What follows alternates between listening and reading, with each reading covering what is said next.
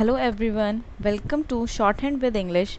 I am going to dictate you a transcription from Kailash Chandra magazine at the speed of 100 words per minute. So, get ready for the dictation. Get ready? Start. Sir, before the House adjourned for lunch yesterday, I had started speaking on the Essential Commodities Amendment Bill. I have got here with me the bill as introduced. In the statement of objects and reasons, the government pointed out that in certain cases it might be necessary for them not to award punishment prescribed in the law as it exists at present, but to forfeit a part of deposit. This relates to minor offences under the Essential Commodities Act. I can quite understand this, and generally, therefore, nobody would oppose this thing. But the question that I wish to raise in this connection before the House is the manner in which this act is being implemented by the government and also by the state governments. I mention the state governments because here is a measure which is sponsored by the Ministry of Food and Agriculture, and in regard to many aspects of which I believe the central government has concurrent jurisdiction, but much is left to the states. Our experience has been, especially in the state from which I come, namely West Bengal, that this act is not implemented properly by the state authorities because of various connections of certain people high up with big business and others indulging in speculation, hoarding, and so on. The result has been that whatever should be done had not been done. The central government has got powers under this act to make rules, to give directions to the states, and to supervise the manner in which the particular measure is administered by the states. We found that much that should have been done was not done.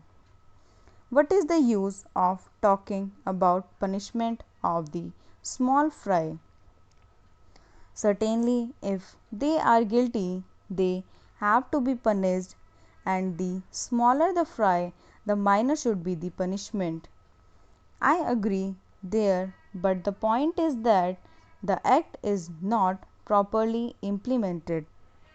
We should like to know from the government as to how many cases have been started under the Essential Commodities Act.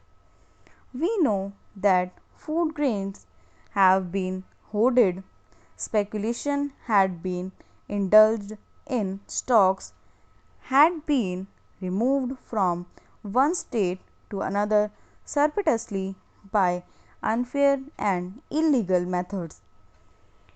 These should have attracted the attention of the Essential Commodities Act.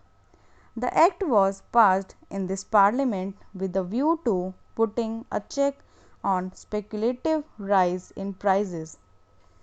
When it came to the question of practical implementation of this measure, we found the government had failed. Now, government should say something about it. When government seeks to amend an act, it should tell us as to how the parent act which is proposed to be amended has been implemented. Is it the contention of the government that difficulty arises because this particular provision is not there in the act?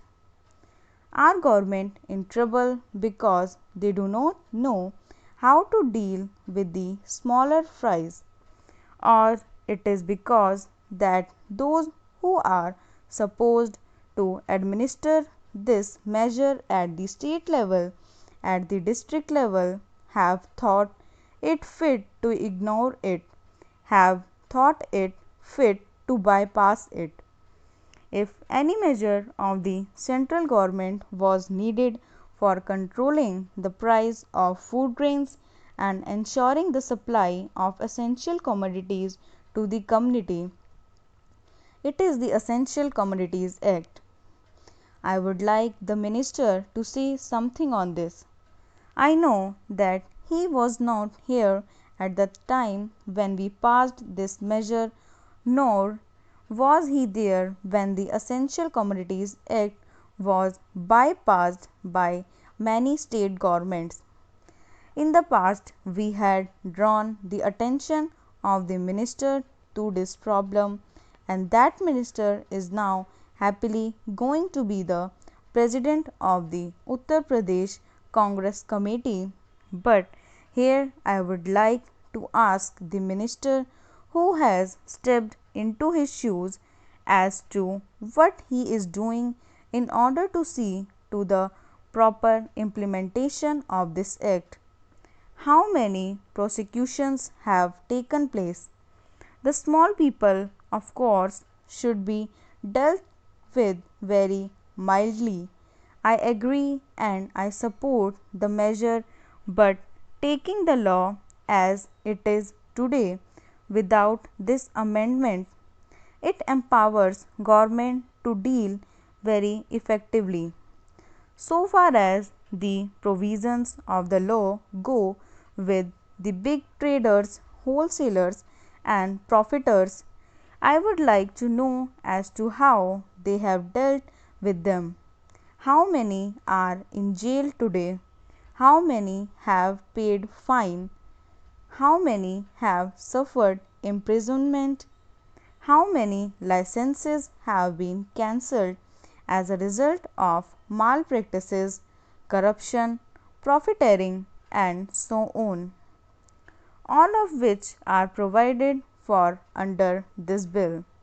We are entitled to know. Take us into your confidence in regard to this matter. I say from whatever knowledge we have that very few have been prosecuted under this act.